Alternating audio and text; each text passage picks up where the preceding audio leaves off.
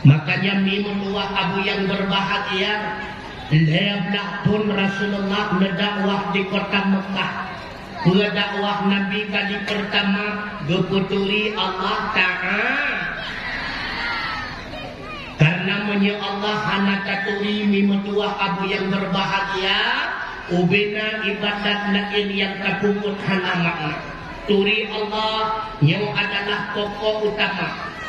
Yakin ke Allah yang kepenan dengan iman. Putra imannya tak yakin yang na bulagayana, yang hana bulagayana.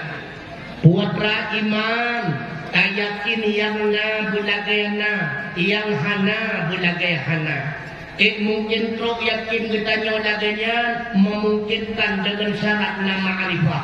Pakiban ma'rifah benar ilmu agama, maka han mungkin truk bak makam ma'rifah sehingga benar iman dalam dada menyebutkannya han kati menuntut ilmu agama, maka pokok utama buat berdua. Hana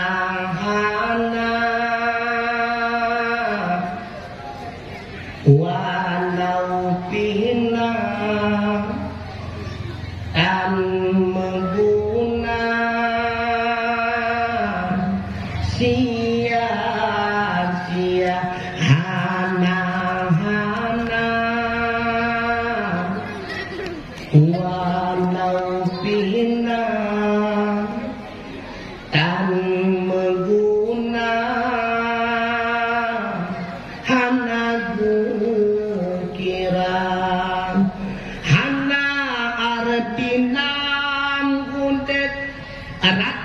sampai lintang hana arti ibadah Allah taturi hana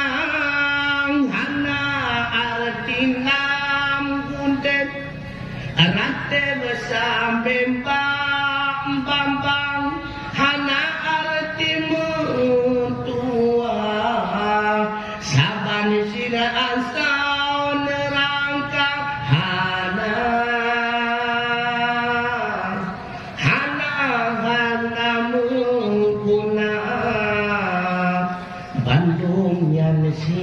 sia-sia Bandung sia-sia turi Allah